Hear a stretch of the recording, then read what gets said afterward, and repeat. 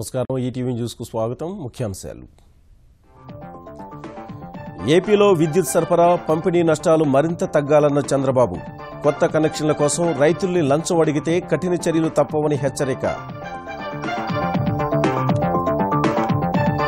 విద్యుత్ డిమాండ్ను అధిగమించేందుకు తెలంగాణ సర్కార్ చర్యలు జాతీయ గ్రిడ్ నుంచి 1000 మెగావాట్లు రిజర్వు సరఫరా మెరుగవుతుందని విశ్వాసం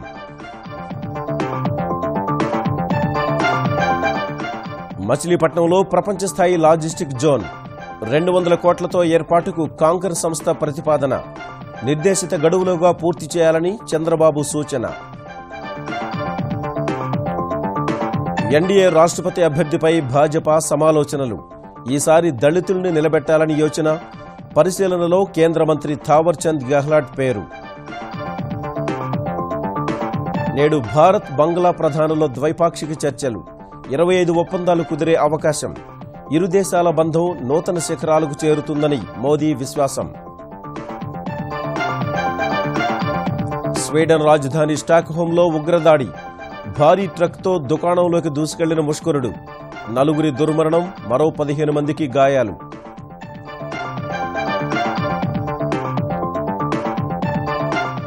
ఐపీఎల్ 10లో కోల్కతా నైట్ రైడర్స్ శుభారంభం గుజరాత్ లయన్స్ పై 10 వికెట్ల తేడాతో ఘన విజయం క్రిస్ లిన్ కు మ్యాన్ ఆఫ్ ది మ్యాచ్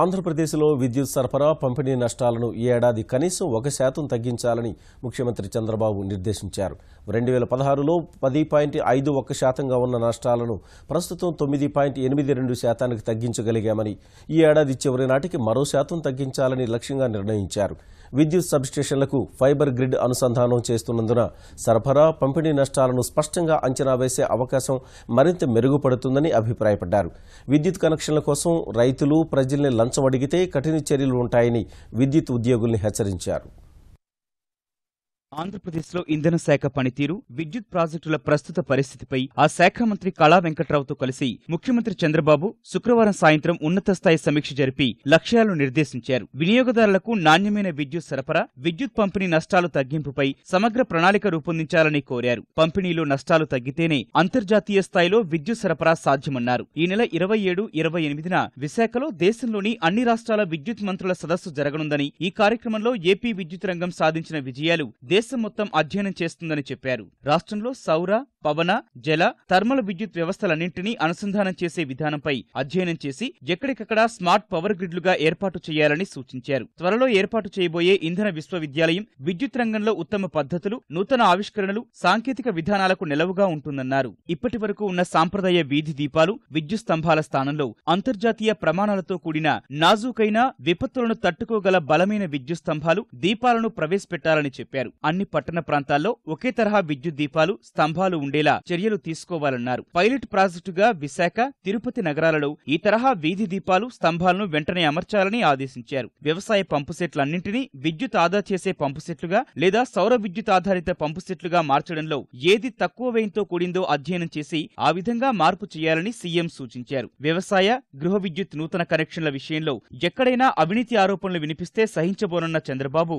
రైతులను లంచమడిగితే కఠినంగా వ్యవహరిస్తామని స్పష్టం చేశారు ఇందుకోసం నూతన కనెక్షన్ ఇచ్చిన వెంటనే ప్రభుత్వం నుంచి ఐవీఆర్ఎస్ విధానంలో అభిప్రాయ సేకరణ జరుగుతుందని ఎవరైనా అవినీతికి పాల్పడితే ప్రజలు నిర్మోహమాటంగా ప్రభుత్వానికి తెలియజేయాలని కోరారు ఆరోపణలపై తక్షణం చర్యలు తీసుకోవాలని అధికారులను ఆదేశించారు గ్రామాల్లో జూనియర్ లైన్మెన్ల పోస్టులు ఖాళీగా ఉన్నాయని అధికారులు చెప్పగా అత్యవసరం అనుకుంటే ఒప్పంద విధానంలో భర్తీ చేసుకోవాలని ముఖ్యమంత్రి చెప్పారు విద్యుత్ ఉద్యోగుల వయోపరిమితి పెంపు అంశంపై సానుకూలంగా ఉన్నానని అయితే ఈ అంశంపై అన్ని వర్గాలతో చర్చించి తుది నిర్ణయానికి రావాల్సి ఉంటుందని చెప్పారు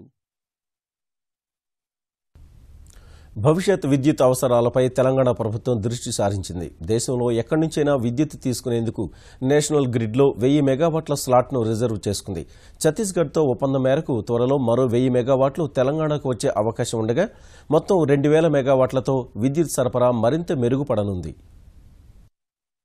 ఇంటింటికి తాగునీరు అందించేందుకు ప్రతిష్టాత్మకంగా చేపట్టిన మిషన్ భగీరథ, సాగునీటి అవసరాలు తీర్చేందుకు నిర్మిస్తున్న పాలమూరు, రంగారెడ్డి సహా పలు ఎత్తిపోతల పథకాలకు విద్యుత్ కొరత లేకుండా తెలంగాణ ప్రభుత్వం చర్యలు ప్రారంభించింది. ఇప్పటికే పెద్ద ఎత్తున విద్యుత్ ఉత్పత్తి సాగిస్తోన్న సర్కారు నేషనల్ గ్రిడ్ లో 1000 మెగావాట్ల స్లాట్ ను రిజర్వ్ చేసుకుంది. ఉత్తర, దక్షిణ గ్రిడ్ల అనుసంధానంతో నేషనల్ గ్రిడ్ ఏర్పాటైన నేపథ్యంలో వార్దా, నిజామాబాద్ 765 డబుల్ సర్క్యూట్ లైన్లో 2018 నవంబర్ నుంచి దేశంలో ఎక్కడి నుంచైనా 1000 మెగావాట్లు తీసుకునే అవకాశం ఏర్పడింది. తెలంగాణలో ప్రస్తుతం విద్యుత్ డిమాండ్ గరిష్టంగా 9191 మెగావాట్లకు చేరగా వచ్చే ఏడాది 10,000 దాటవచ్చని అంచనా వేస్తున్నారు. మిషన్ భగీరథ, ఎత్తిపోతల పథకాలు, సాగునీటి ప్రాజెక్టులు, పరిశ్రమల విద్యుత్ అవసరాలకు మరింత విద్యుత్ కావాల్సి ఉన్నందున దేశంలో ఎక్కడి నుంచైనా 1000 మెగావాట్లు తీసుకునేలా ఉన్నతాధికారులు చర్యలు తీసుకున్నారు.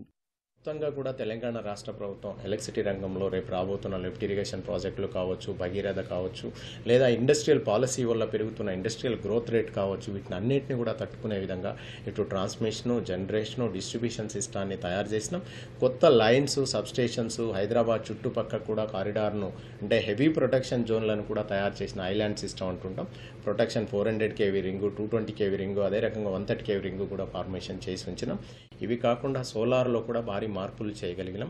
సోలార్ రాను రేట్లు కూడా బాగా తగ్గుతున్నాయి. అది ఒక సంతోషమైన విషయం. ఛత్తీస్గఢ్ నుంచి 1000 మెగావాట్ల విద్యుత్ తీసుకునేందుకు 2 రాష్ట్రాల ఈఆర్సీల అనుమతి మాత్రమే మిగిలింది. ఎన్ఎల్డీసీ ఆమోదం కూడా వచ్చాక ఛత్తీస్గఢ్ విద్యుత్తును పవర్ గ్రిడ్ కార్పొరేషన్ పీజీసీఐఎల్ నిర్మించిన 765 డబుల్ సర్క్యూట్ లైన్ ద్వారా తీసుకోవచ్చు. మిషన్ కాకతీయ 3వ దశకు సహకరించడం సహా ప్రజల్ని భాగస్వాములు చేయాలని తెలంగాణ నీటిపారుదల శాఖ మంత్రి హరీష్ రావు శాసనసభ్యులను కోరారు. ఈ మేరకు ఎమ్మెల్యేలందరికీ వ్యక్తిగతంగా లేఖలు రాశారు. గత 2 ఆర్థిక సంవత్సరాల్లో 17,000 చెరువుల పునరుద్ధరణకు 5,660 కోట్ల రూపాయల పరిపాలనా అనుమతులు మంజూరు చేశామన్న ఆయన ఇప్పటి వరకు 11,400 చెరువుల పనులు పూర్తయినట్లు తెలిపారు. మిగిలిన 6,600 చెరువుల పనులు మే నెలాఖరుకు పూర్తి చేయాలని లక్ష్యంగా పెట్టుకున్నట్లు చెప్పారు. చెరువుల పునరుద్ధరణతో అదనపు ఆయకట్టు పెరిగిందని, భూగర్భ జలమట్టం సరాసరి 10 మీటర్లు పెరిగిందని మంత్రి వివరించారు. 3వ విడతలో 6,635 చెరువుల్ని ఎంపిక చేశామని, ఈ నెలలోనే పనులు ప్రారంభిస్తామని హరీష్ తన లేఖలో పేర్కొన్నారు. పనుల ప్రారంభం నుంచి పూర్తయ్యే వరకు ఎమ్మెల్యేలు పూర్తిగా సహకరించాలని, ప్రజలు భాగస్వామ్యమయ్యేలా చూడాలని మంత్రి లేఖలో విజ్ఞప్తి చేశారు. జూలైలో జరగనున్న రాష్ట్రపతి ఎన్నికల్లో ఎన్డీఏ అభ్యర్థి విషయంలో వివిధ పేర్లపై ప్రచారం కొనసాగుతున్న వేళ కూటమిలోని ప్రధాన భాగస్వామి భాజపా సంచలన నిర్ణయం తీసుకునే అవకాశాలు కనిపిస్తున్నాయి. దళిత అభ్యర్థిని ఎంపిక చేయాలని భాజపా భావిస్తున్నట్లు సమాచారం. ఈ మేరకు కేంద్ర సామాజిక న్యాయ శాఖ మంత్రి థావర్ చంద్ గెహ్లాట్ పేరును తెరపై తేవాలని భావిస్తున్నట్లు తెలిసింది. ఈ నెల 14న బీఆర్ అంబేద్కర్ జయంతి సందర్భంగా ఆయన బౌద్ధ మతాన్ని స్వీకరించిన నాగపూర్లో నివాళి అర్పించేందుకు ప్రధాని మోదీ అక్కడికి వెళ్లనున్నారు. అదే రోజు ఆయన ఆర్ఎస్ఎస్ అధినేత మోహన్ భగవత్తో కూడా సమావేశమై రాష్ట్రపతి అభ్యర్థిపై చర్చిస్తారని సమాచారం. రాష్ట్రపతిగా దళితుణ్ణి ఎంపిక చేసి వచ్చే ఎన్నికల్లో ఆ వర్గంతో పాటు ముస్లింల ఓట్లు రాబట్టుకోవాలనేది భాజపా వ్యూహమని భావిస్తున్నారు. 4 రోజుల భారత పర్యటనకు వచ్చిన బంగ్లాదేశ్ ప్రధాని షేక్ హసీనా నేడు ప్రధానమంత్రి నరేంద్ర మోదీతో భేటీ కానున్నారు. ద్వైపాక్షిక అంశాలు సహా ఉగ్రవాద నిరోధం, భద్రతా సహకారం వంటి అంశాలపై ఇరువురు నేతలు చర్చలు జరపనున్నారు. పౌర అణు సహకారం సహా 25 అవగాహన ఒప్పందాలపై ఈ సందర్భంగా 2 దేశాలు సంతకాలు చేయనున్నాయి. అణు సహకార ఒప్పందం ప్రకారం బంగ్లాదేశ్లో భారత్ అణు రియాక్టర్లను ఏర్పాటు చేయనుంది. ఢాకా, కోల్కతా మధ్య నడుస్తున్న మైత్రి ఎక్స్ప్రెస్ను ఎయిర్ కండిషన్డ్ రైలుగా మార్చే విషయాన్ని ఇరువురు ప్రధానులు భేటీ సందర్భంగా ప్రకటించే అవకాశం ఉంది. 2 దేశాల మధ్య ద్వైపాక్షిక సంబంధాలను నూతన శిఖరాలకు చేర్చేందుకు హసీనా తాను కట్టుబడి ఉన్నట్లు ప్రధాని మోదీ ట్విట్టర్ ద్వారా పేర్కొన్నారు. 2022 నాటికి దేశంలో ప్రతి ఒక్కరికి గృహ సౌకర్యం కల్పించాలని కేంద్ర ప్రభుత్వం లక్ష్యాన్ని నిర్దేశించుకున్న వేళ ఈ దిశగా జరుగుతున్న పురోగతిపై ప్రధానమంత్రి కార్యాలయం నేడు సమీక్ష నిర్వహించనుంది.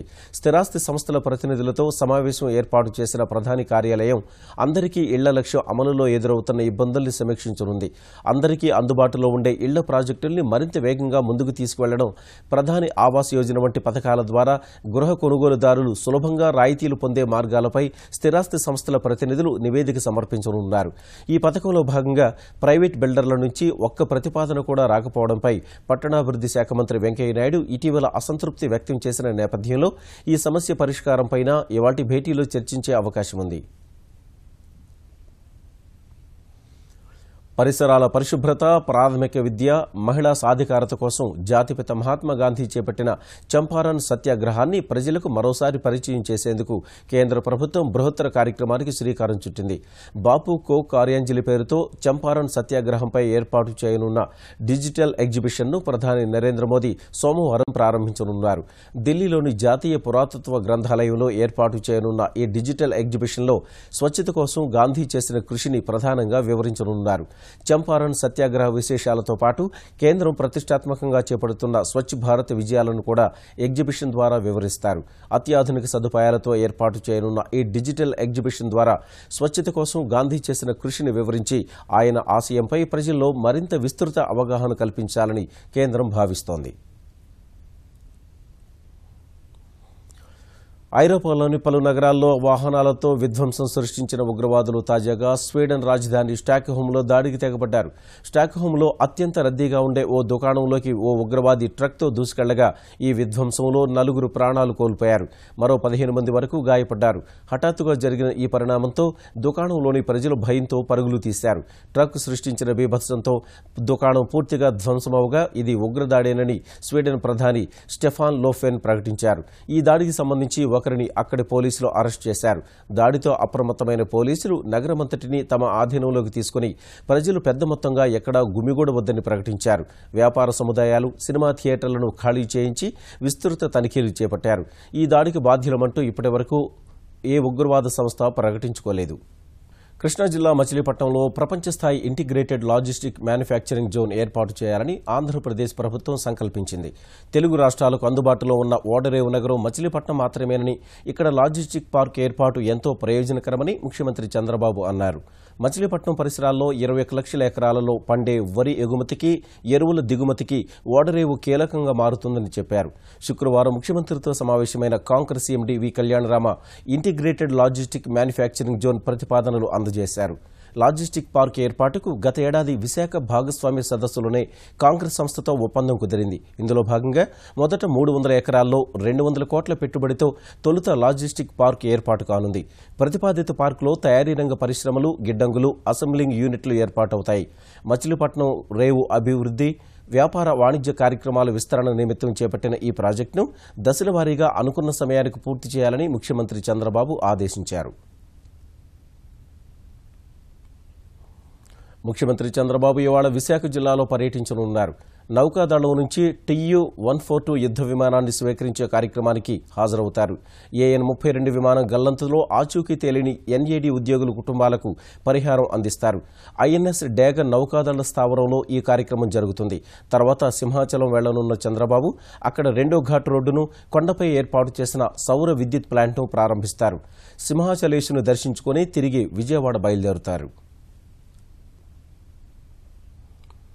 భక్త రామదాసు ప్రాజెక్టుపై ఆంధ్రప్రదేశ్ ప్రభుత్వం చేస్తున్న ఆరోపణల్లో నిజం లేదని తెలంగాణ రోడ్లు, భవనాల శాఖ మంత్రి తుమ్మల నాగేశ్వరరావు అన్నారు. అనుమతులు లేకుండా భక్త రామదాసు ప్రాజెక్టు నిర్మించారని కేంద్రానికి ఏపీ ప్రభుత్వం ఫిర్యాదు చేయడాన్ని ఆయన తీవ్రంగా ఆక్షేపించారు. తెలంగాణ వాటా పరిధిలోనే సాగునీటి ప్రాజెక్టులు నిర్మిస్తున్నామని చెప్పిన తుమ్మల పట్టిసీమ ప్రాజెక్టులో తెలంగాణకు వాటా ఉందని గుర్తు చేశారు. అనవసర పేచీల వల్ల 2 రాష్ట్రాలకు నష్టం కలుగుతుందన్న మంత్రి కేంద్రానికి చేసిన ఫిర్యాదును వెనక్కి తీసుకోవాలని సూచించారు. మీరు చచ్చిపెడికెడు దుమ్మైనా సరే ప్రాజెక్టులు ఆపమని చెప్తున్నాం. కాకపోతే కొద్దిగా ఆలస్యానికి కారణం అవుతారేమో తప్ప ప్రాజెక్టులు ఆపే శక్తి మీకు ఉండదు. తెలంగాణ ప్రాజెక్టుల మీద కానీ ఈ రకమైనటువంటి చిల్లర ఫిర్యాదులతోటి ఒక రాష్ట్ర ప్రభుత్వం యొక్క గౌరవాన్ని దించుకోవద్దని, కించపరచుకోవద్దని, తగ్గించుకోవద్దని చెప్పి రాష్ట్ర ప్రభుత్వానికి విజ్ఞప్తి చేస్తున్నాం. మీకు నిజంగా ఆంధ్రప్రదేశ్ రైతాంగం మీద కోరికుంటే, వాళ్ళు నిజంగా నష్టపోతున్నారనే ఆలోచన మీకుంటే ఈ బ్రిజేష్ కుమార్ ట్రిబ్యునల్లో మాకు కలిసి రండి. దిగువ రాష్ట్రాలకు రావాల్సిన వాటాను సంపాదించుకునే దానికి మహారాష్ట్ర, కర్ణాటక మీద దెబ్బలాడండి. దానికి మేము సహకరిస్తామని చెప్పాం. వేసవి దృష్ట్యా వచ్చే 3 నెలల్లో పెద్ద ఎత్తున ఉపాధి హామీ పనులు చేపట్టి ప్రతి ఒక్కరికి 100 రోజుల పని కల్పించేలా చర్యలు తీసుకోవాలని తెలంగాణ పంచాయతీరాజ్, గ్రామీణాభివృద్ధి శాఖ మంత్రి జూపల్లి కృష్ణారావు అధికారుల్ని ఆదేశించారు. ప్రభుత్వ ప్రధాన కార్యదర్శి SP సింగ్తో కలిసి కలెక్టర్లతో వీడియో కాన్ఫరెన్స్ నిర్వహించిన మంత్రి గత ఆర్థిక సంవత్సరంలో నిధుల్ని సద్వినియోగం చేసిన అధికారుల్ని అభినందించారు. ఈ ఆర్థిక సంవత్సరంలో సీసీ రహదారులతో పాటు వ్యక్తిగత మరుగుదొడ్లు, ఇంకుడు గుంతల నిర్మాణంలో వేగం పెంచి అక్టోబర్ 2 నాటికి రాష్ట్ర రాష్ట్రాన్ని బహిర్భూమి రహితంగా మార్చాలనే లక్ష్యాలను నిర్దేశించుకోవాలని కలెక్టర్లకు జూపల్లి సూచించారు. ఈ ఏడాది కనీసం 4,000 గ్రామాల్లో వైకుంఠ ధామాలను నిర్మించాలన్న మంత్రి ఇందుకోసం 5 లక్షల ఆర్థిక సహాయం అందించిన దాతల పేర్లను వాటికి పెడతామని చెప్పారు. పాఠశాలల్లో పారిశుద్ధ్యం, గ్రామ పంచాయతీ, అంగన్వాడీ భవనాల నిర్మాణంపై దృష్టి పెట్టాలన్నారు. నీటి సంరక్షణ లక్ష్యంగా ఈ నెల 24 వరకు కళాజాత బృందాలతో చేపట్టనున్న జలనిధి ప్రచార కార్యక్రమాన్ని ఉద్యమ రూపంలో ముందుకు తీసుకువెళ్లాలని కోరారు. 5 దశాబ్దాలకు పైగా పాలించిన కాంగ్రెస్ పార్టీ అభివృద్ధికి ఏమీ చేయలేదంటూ ఆర్మూరు సభలో మంత్రి కేటీఆర్ చేసిన వ్యాఖ్యలపై చర్చకు సిద్దమని కాంగ్రెస్ తెలంగాణ కమిటీ కార్యనిర్వాహక అధ్యక్షుడు మల్లు భట్టి విక్రమార్క స్పష్టం చేశారు.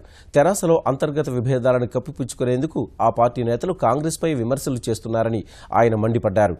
ప్రాజెక్టులను అడ్డుకుంటున్నామన్న కేటీఆర్ వ్యాఖ్యల్ని ఖండించిన భట్టి 3 ఏళ్లలో తెరాస ప్రభుత్వం సాధించిన అభివృద్ధిపైన చర్చకు సిద్ధంగా ఉండాలని ఆయన సవాల్ విసిరారు.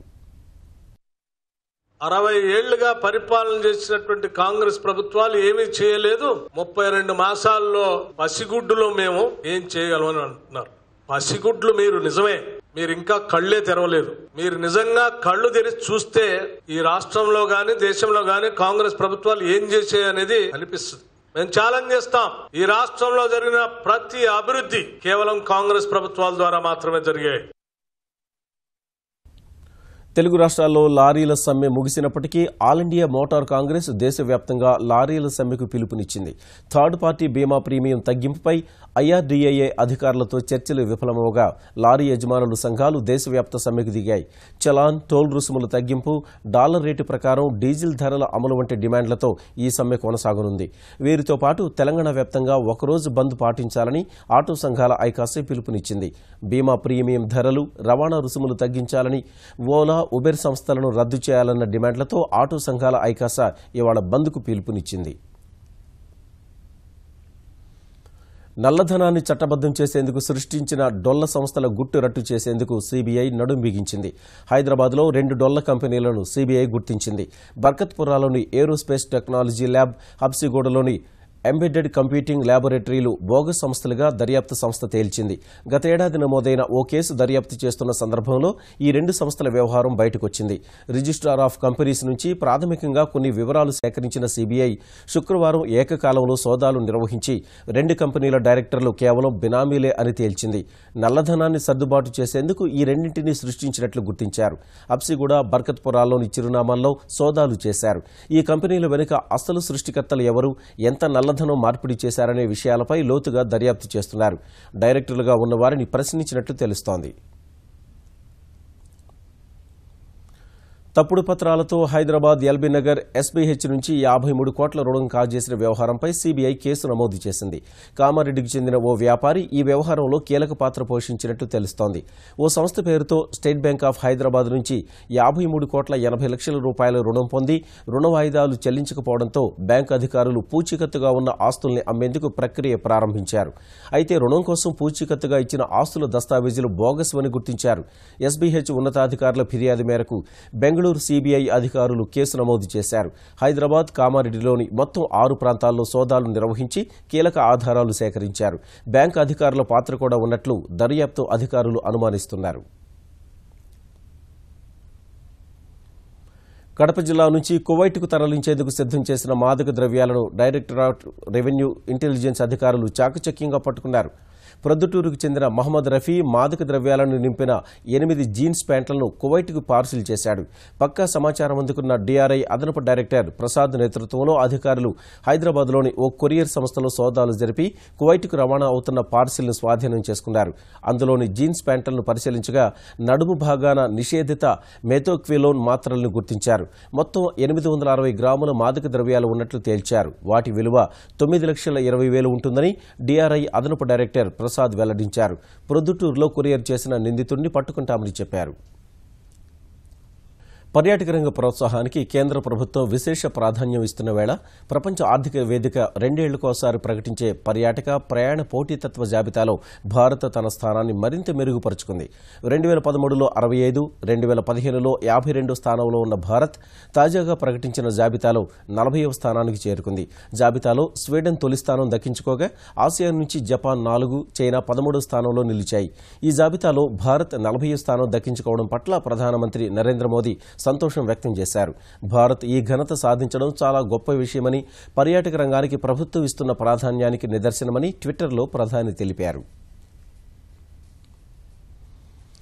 రద్దయిన పెద్ద నోట్లను మార్చుకునేందుకు సాధారణ ప్రజలకు డిసెంబర్ 31, ప్రవాస భారతీయులకు మార్చి 31 వరకు ఇచ్చిన గడువును పొడిగించే ఉద్దేశం ఎంతమాత్రం లేదని కేంద్ర ప్రభుత్వం స్పష్టం చేసింది.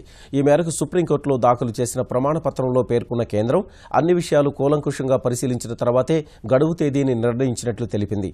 ప్రవాసులకు గడువు ఇచ్చినట్లు తమకు అవకాశం ఇవ్వాలంటూ కొందరు దాఖలు చేసిన పిటిషన్లకు సమాధానంగా ఈ ప్రమాణపత్రం దాఖలు చేసిన కేంద్రం చట్ట ప్రకారం ఆ అవసరం తమకు లేదని తెలిపింది. లైంగిక నేరాల నుంచి బాలల్ని రక్షించే పోస్కో చట్టం కేసులను విచారించే కోర్టుల్లో స్వతంత్ర పబ్లిక్ ప్రాసిక్యూటర్లు నియమించుకోవాలని సుప్రీంకోర్టు వివిధ రాష్ట్రాల హైకోర్టుల్ని ఆదేశించింది. స్వతంత్ర పబ్లిక్ ప్రాసిక్యూటర్ల నియామకం అంశాన్ని హైకోర్టు ప్రధాన న్యాయమూర్తులు సుమోటోగా స్వీకరించాలని కేంద్రం, ఢిల్లీ ప్రభుత్వం దాఖలు చేసిన ప్రమాణపత్రాన్ని పరిశీలించిన జస్టిస్ జేఎస్ కెహర్ నేతృత్వంలోని సుప్రీం ధర్మాసనం ఈ మేరకు ఆదేశించింది. ఇది చాలా ప్రధానమైన అంశంగా పేర్కొన్న ధర్మాసనం ఈ అంశంపై వెంటనే దృష్టి సారించాలని సూచించింది.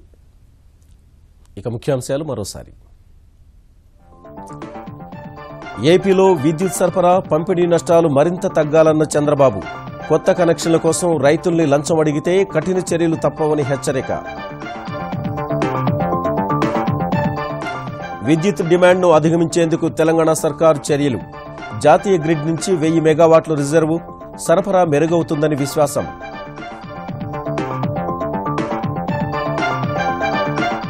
మచిలీపట్నంలో ప్రపంచ స్థాయి లాజిస్టిక్ జోన్ 200 కోట్లతో ఏర్పాటుకు కాంకర్ సంస్థ ప్రతిపాదన. నిర్దేశిత గడువులోగా పూర్తి చేయాలని చంద్రబాబు సూచన. ఎన్డీఏ రాష్ట్రపతి అభ్యర్థిపై భాజపా సమాలోచనలు. ఈసారి దళితుణ్ణి నిలబెట్టాలని యోచన. పరిశీలనలో కేంద్ర మంత్రి థావర్చంద్ గెహ్లాట్ పేరు. నేడు భారత్ బంగ్లా ప్రధానుల ద్వైపాక్షిక చర్చలు. 25 ఒప్పందాలు కుదిరే అవకాశం. ఇరు దేశాల బంధం నూతన శిఖరాలకు చేరుతుందని మోదీ విశ్వాసం. స్వీడన్ రాజధాని స్టాక్హోమ్లో ఉగ్రదాడి. భారీ ట్రక్తో దుకాణంలోకి దూసుకెళ్లిన ముష్కరుడు. 4 దుర్మరణం, మరో 15 మందికి గాయాలు.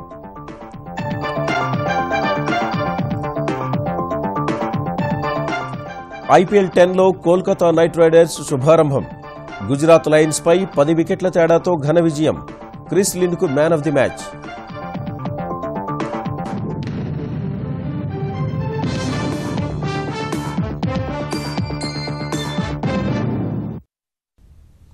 ఈటీవీ న్యూస్ సమాప్తం. నమస్కారం.